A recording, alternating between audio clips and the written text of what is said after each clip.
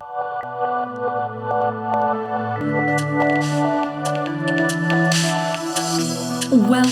to TotalCast with your hosts Alexander McKegg and Jason Rigby, where humanity steps into the future and source data defines the path.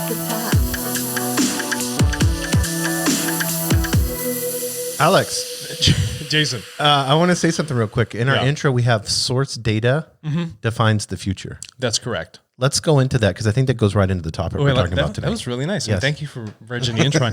I'm so jacked up on the Turkish coffee. Yeah, how many, for all our Turkish friends out there listening to this, we love any comments about how to do Turkish coffee? Yeah, let us. I want to, because I remember when I was in Istanbul, it's my favorite coffee. Yeah. So if we could reproduce that here, that would be awesome. Having Turkish coffee for me is like 3 cigarettes at the same time. And That's funny. someone who drinks coffee would understand that once they've had a Turkish coffee. Yes, once they've had it. I'm like out of my mind right now. So yeah, you were wondering about the source data. Yes. Yeah, that's interesting because when we talk about source, we're talking about provenance. We're talking about the person that creates it. Right. Okay. And if source data is going to be the thing that defines the future, that means we as people will define the future with our data. We're the ones creating it. We're the progenitors of it. So we need to be the ones that lead the direction where we want to go. And that's going to be a function of our choice. And no one's going to determine that for us. That's our free will that's going to lay that path forward for what our data does and how we define how we are viewed by the world and what the world does with that information. So you use the word free will. Yeah. So, and I think we can get a little philosophical as long as we wrap it, a nice sushi wrap with data. Nori. Yes. But what do you mean free will? So what I mean about free will is that like everything we do in our life right now, we have the choice to take a left-hand turn in the car, take a right-hand turn, go get our groceries, go to work, wake up, actually step out of bed in the morning. Right. We have a choice to use these systems that are created online. Okay. And that choice to generate that data, that asset is something for us to choose, something for us to put our time into. Right. Our free will is the thing that defines all the interactions that happen with our information, especially in a digital platform, right? And so when I talk about what is our free will is the sovereign choice that a human being has for their own development. Right. And so there's no reason that if we have the sovereign choice and the free will to do whatever we want here in our walking life, right, in the physical world, the same thing should transfer over to the non-physical, the digital. Right. So much of our life is is digital now, and we talked about that in a previous episode, but it's really a function of the free will we actually put into the management of that information, the management of ourselves. If we manage ourselves in the physical, we need to manage ourselves in the digital. And that's going to be really a function of that free will that each individual person has and making sure that they account for those things that they are creating and that they're responsible for it. Yeah. I was talking to someone today and they were talking about how much they like the grocery pickup, and then in my process, I began to go, over all the data points and kind of look at it like, okay, they know your GPS. We'll just use Walmart, for example. Not that we're picking on Walmart, but no, they're a good example of data use. Yeah, data use. And so they're turning around knowing what time you get off work, knowing that you're going to stop there in front of the sign. You're going to pop open your trunk. You're going to let them know you're there, and then they're going to come out and load groceries into your trunk. But how could a company, like, let's use Walmart. Let's say, I don't think they're bad, but let's say if a company wanted to use data to go against your free will. So if they wanted to go against your free will, yes. Well, then what they would be doing is they do a function of tracking and observance. Right. Okay, much like the NSA, CIA, any other intelligence outfit, from Israeli to British to Russian, they're going to observe as much as possible, understand your patterns. Right. And then what they're going to try and do is they're going to try and force your pattern in a certain direction where you think that you're making the conscious choice. Yes, there we go. But really, you've been consciously swayed into something you otherwise wouldn't have naturally done. Right. They're altering your conscious choices. So it'd be like if I like Miss Butterworth syrup on my waffles. I think, and then every no, I can't have that. It's way too much sugar. But then every 3 weeks, they know that I go to Walmart and I pick up that syrup at 5:45 right after work, well, then they could start sending me ads. For 2.5 weeks later. Antidepressants. And I'm jacked up on sugar. And Mrs. Butterworth. I wonder how much sugar is in Mrs. Butterworth. So that they could start throwing ads at me to get me to go on to Walmart's website. And then I'm thinking that I'm making a free will choice. But in reality, I've been influenced. And that's what we're seeing with Russia, China coming into our elections right now. And creating division on both sides. Trying to destroy this process, that we've had for so many years. And you're saying the same thing. I think in England, they started making laws against this, right? That's philosophically, correct. They saw what was happening with companies using data going against your free will. And that was a big part of what was going on with, GDPR and its push, right? Here, let me show you have the right to request all of the information on yourself. We can give that to you. And now they're like, okay, we got to take that a step further on our phase 2. We need transparency for how that information is now being used. And then when people saw that, wow, this is actually used to drive a lot of my decision making more so than I thought. So now it's no longer a function of respecting the individual and their free will and their choices and letting the individual educate the company with their data. Oh, yeah. It's the company taking their information and using it against the person to then force them into some sort of funnel that they want. Rather than allowing someone the educated, conscious choice to actually go in that direction. Instead of having a crap product, right, or service, and then inundating people with information that drives them to it, to crowd out all the other good stuff, let's invert that model and say, okay, let's give you all the information. You've shared it with us. We can tell you exactly what we have. And now you can guide yourself to what needs to be seen. Well, it is our responsibility as a company, especially with Tartle, and we know this in our philosophy, is to empower that person to make that choice.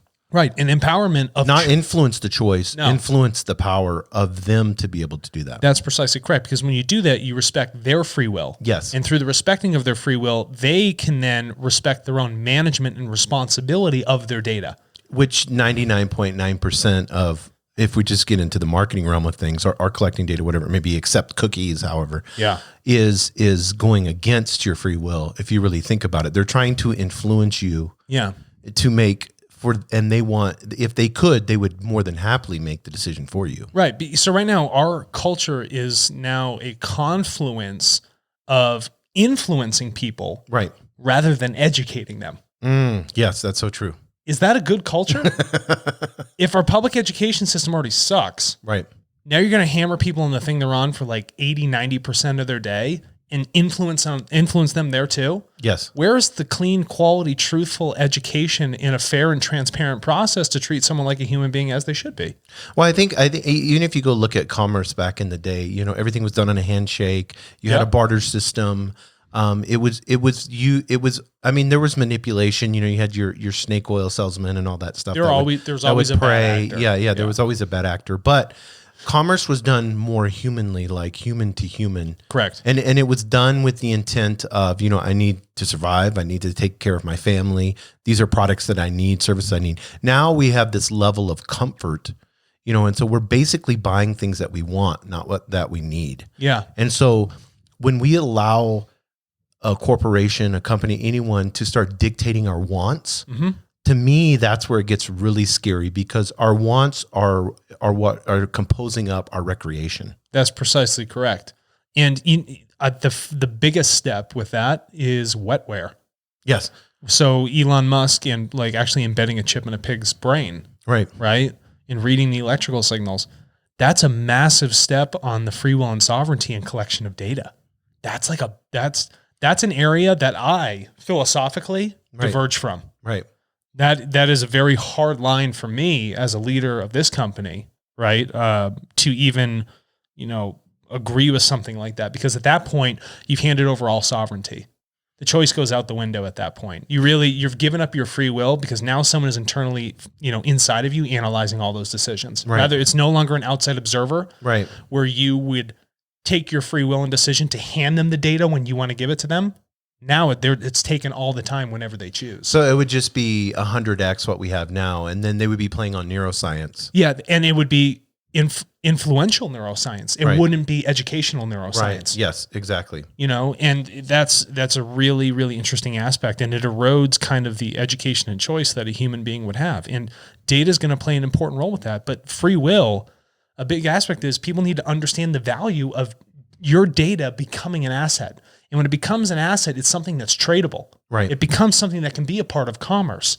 And when something is tradable, you have to be responsible for it because you want to keep its value up. And we'd also want Elon Musk to come on the podcast. And have a philosophical question and answer if he would. Yeah. Even if it's 20 minutes or whatever. So if someone knows Elon Musk, give him a shout out. We'd love to have him on the podcast because he may have a whole different, his brain thinks so far into the future, like he believes 110% that there will be people on Mars, that we're going to expand from this Earth. Yeah. Listen, and I don't doubt that.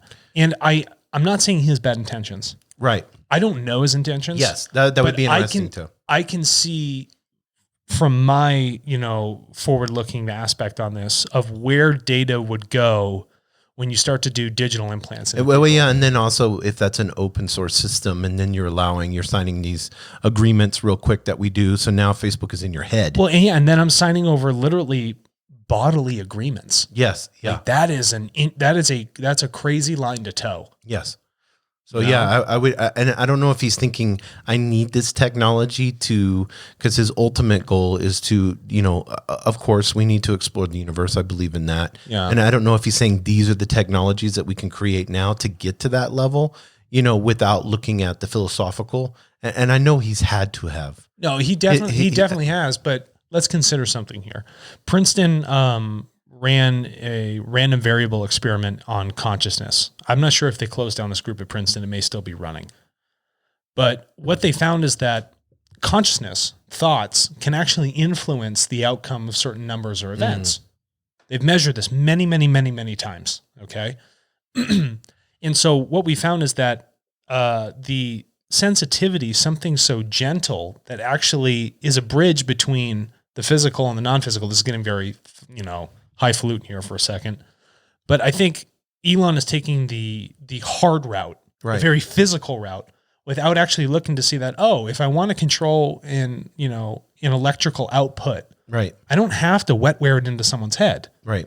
It can actually be influenced by someone's consciousness or group consciousness if I go this way. So if he's trying to embed, conscious thought with technology, I just think there are other avenues to do that without upsetting the sovereignty that an individual would have, right? Yeah, no, I agree 100%. But I feel like whether it's VR or, these implants, I feel like there's no way around that.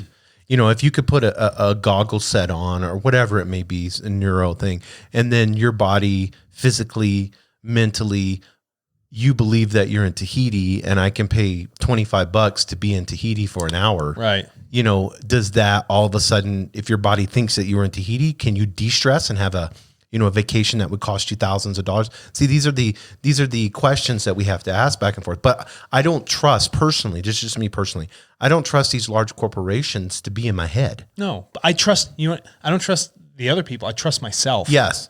Okay. Yeah, exactly. And I think if we take that aspect and all the users are turtle, and knowing that we have our own self-trust and we can recognize our free will and the responsibility to manage our data properly, right, because we create it, I think that is going to define a much more palatable, right, equitable, and faster evolving future than the current route we've been taking. No, I agree 100%. I think that's awesome. All right, super cool. Well, that's all we got. Thank you. And if you know Elon Musk, send him our way. Give him a shout out or comment on the video, whatever we're going to do. We'd love to We'd talk love to do that. Yeah, we'll have to make like a little snippet of that and on the show and put his name in there. Hopefully somebody will see it. Yeah, hopefully. That was awesome. Thank you, everybody. Thanks.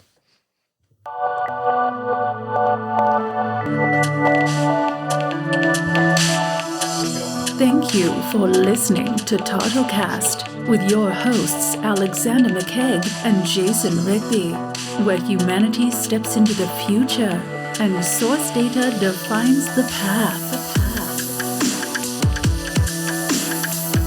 What's your data worth? Yeah, that would be kind of cool and then have it on them. Did you cut it off?